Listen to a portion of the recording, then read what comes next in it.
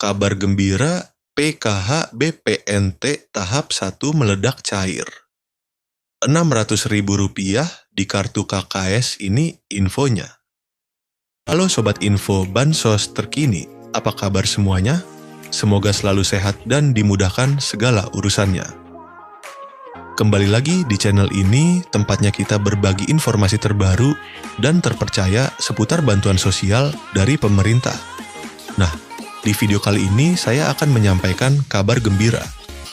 Karena tepat hari ini, Februari 2026, ada banyak sekali bantuan sosial yang cair untuk masyarakat penerima manfaat.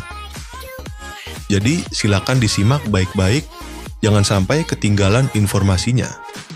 Pertama, Program Keluarga Harapan PKH. PKH kembali dicairkan untuk berbagai kategori. Mulai dari ibu hamil, balita usia 0 sampai 6 tahun, lansia di atas 60 tahun, penyandang disabilitas berat, hingga anak-anak sekolah dari tingkat SD, SMP, sampai SMA. Nominal bantuannya tentu berbeda-beda sesuai dengan komponen masing-masing keluarga. Pastikan dicek melalui buku tabungan atau ATM di Bank Himbara, yaitu BRI, BNI, Mandiri, maupun BTN. Kedua, bantuan pangan non-tunai, BPNT, atau kartu sembako. Untuk penerima BPNT, saldo sudah mulai masuk dan bisa dibelanjakan melalui e-warung atau agen yang sudah ditunjuk. Bantuan ini biasanya berupa saldo senilai Rp200.000 setiap bulan untuk memenuhi kebutuhan pangan pokok seperti beras, telur, dan bahan pokok lainnya. Ketiga, bantuan langsung, tunai dana desa. Beberapa desa sudah menyalurkan BLTDD tahap bulan Februari. Jadi bagi keluarga penerima manfaat di tingkat desa, segera konfirmasi ke kantor desa atau cek informasi dari perangkat desa setempat. BLT ini diberikan untuk membantu meringankan kebutuhan hidup sehari-hari, terutama bagi keluarga yang masuk kategori miskin dan rentan. Keempat, bansos pangan beras 10 kg. Selain bantuan tunai, ada juga bansos beras 10 kg dan minyak 2 liter yang disalurkan melalui Bulog. Beberapa wilayah sudah menerima distribusi langsung, baik diambil melalui kantor desa, kantor kelurahan, atau diantar ke rumah masing-masing penerima. Nah, sobat semua, itu tadi beberapa bantuan sosial yang cair di bulan Februari 2026 ini. Jangan lupa untuk selalu mengecek status bantuan melalui aplikasi Cek Bansos Kemensos atau langsung menanyakan ke pihak desa dan kelurahan agar tidak ketinggalan informasi. 7 bansos yang berlanjut di 2026, pemerintah memastikan bahwa bantuan yang bersifat fundamental dan struktural akan tetap berjalan. Ini adalah jaring pengaman utama bagi masyarakat rentan. Program bantuan yang akan cair di 2026 diantaranya itu yang pertama, Program Keluarga Harapan PKH.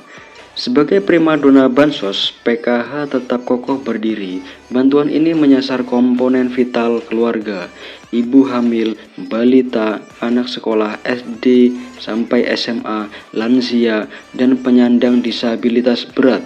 Mekanisme penyalurannya diprediksi tidak berubah, yakni cair bertahap 4 kali setahun. Yang kedua yaitu BPNT atau sembako, atau yang bisa disebut bantuan pangan non-tunai. Kebutuhan pangan tetap menjadi prioritas nomor 1. Meski ada wacana transformasi ke direct cash, transfer uang digital untuk efisiensi program ini dipastikan aman, yaitu dalam artian program BPNT masih terus berlanjut di 2026. Yang ketiga yaitu bantuan PIP, Program Indonesia Pintar.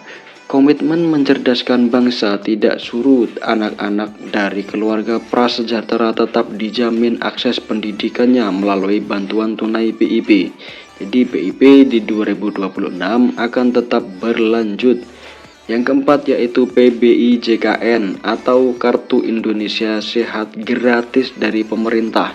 Kesehatan adalah hak dasar. Subsidi iuran BPJS Kesehatan bagi 40% penduduk termiskin tetap ditanggung penuh oleh negara. Bantuan beras 10 kg. Program cadangan pangan pemerintah CPP ini diprediksi kuat akan diperpanjang, berfungsi sebagai bantalan saat harga beras gejolak atau terjadi kerawanan pangan. Jadi bantuan beras di tahun 2026 akan tetap berlanjut. Yang keenam yaitu atensi lansia dan disabilitas berat. Kementerian Sosial terus menyalurkan bantuan rehabilitasi sosial baik berupa alat bantu, kursi roda, alat dengar maupun makanan bagi lansia tunggal dan disabilitas. Untuk yang ketujuh, bantuan pena pahlawan ekonomi Nusantara. Ini adalah bintang baru bagi KPM usia produktif di bawah 40 sampai 45 tahun yang sudah lama menerima bansos. Pemerintah menawarkan modal usaha hingga 5 juta rupiah. Syaratnya harus siap graduasi atau mundur dari kepesertaan bansos reguler. Setelah usahanya mandiri ya. Jadi nanti akan ada pengembangan apa skill-skill yang bisa dipelajari dan dipraktekkan. Dalam artian harus melalui proses graduasi secara mandiri atau graduasi secara sukarela.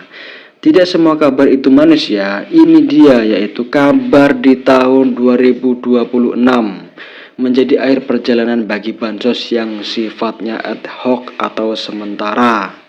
Nah, selanjutnya bansos yang kemungkinan di tahun 2026 tidak akan cair lagi yaitu BLT Kesejahteraan Rakyat atau BLT Kesra. BLT mitigasi bantuan tunai tambahan yang sering cair di momen tertentu seperti saat inflasi tinggi atau El Nino dikabarkan berhenti total per 31 Desember 2025. Sifatnya yang fleksibel dan temporer membuat program ini tidak masuk dalam anggaran rutin jangka panjang 2026. Bantuan subsidi BSU, program yang sempat hits saat pandemi ini juga diprediksi tidak akan muncul kembali seiring dengan pulihnya kondisi ekonomi pasca krisis. Ya, jadi ada beberapa bantuan yang kemungkinan di tahun 2026 tidak akan cair atau tidak rutin cair per bulan sesuai dengan kondisi yang ada di lapangan seperti inflasi tinggi atau El Nino dan lain sebagainya. Ya, lalu isu yang sangat hangat di tahun 2026 yaitu era baru bansos digital dan seleksi alam KPM. Isu paling strategis di tahun 2026 adalah digitalisasi dan validasi ketat.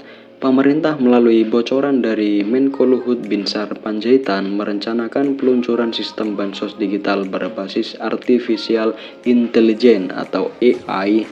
Tujuannya yaitu memberantas hantu bansos alias penerima fiktif, penerima ganda atau salah sasaran. Jadi concern pemerintah sangat concern di situ ya, seperti penerimanya yang nggak ada atau bansosnya tetap cair, meninggal tetap bansosnya cair, atau penerima ganda atau salah sasaran. Itu pasti menjadi concern agar efisiensi menggunakan artificial intelligence.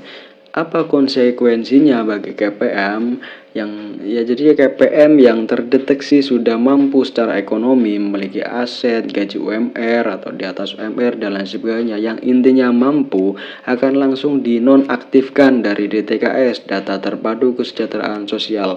Fokus pemerintah bergeser dari sekedar menyalurkan bantuan menjadi mencetak keluarga yang mandiri secara ekonomi. Saran bagi KPM, jadi simak secara sesama dan teliti. Saran bagi KPM, jangan terlena, pastikan data kependudukan Anda, KK, KTP Anda valid ya dan terbaru. Jadi ketika ada perubahan apapun itu disampaikan ke Dispenduk, datanya itu harus yang valid dan terbaru. Bagi yang masih muda dan produktif, manfaatkan program Pena untuk memulai usaha. Jadi bantuan itu bukan gaji ya sobat bansos semuanya. Jadi jangan terlalu mengandalkan bantuan sosial dari pemerintah. Gunakanlah bantuan sosial itu untuk produktivitas Anda, membantu ekonomi Anda, membantu usaha Anda agar Anda berkembang dan usaha Anda juga berkembang, dan nantinya ekonomi Anda juga berkembang dan stabil. Karena di masa depan bansos tunai murni akan semakin diperketat seleksinya. Jadi tidak semua orang serta-merta gampang untuk menerima bansos ini. Ya, mungkin itu saja pembahasan dari saya. Jika pembahasan saya kurang jelas atau sobat semua ada pertanyaan yang seputar bansos, saya selalu terbuka. Ya mungkin itu saja dari saya. Kurang lebihnya mohon maaf apabila ada kata-kata yang kurang berkenan. Dari saya, wassalamualaikum warahmatullahi wabarakatuh. Salam sejahtera, salam tepat sasaran.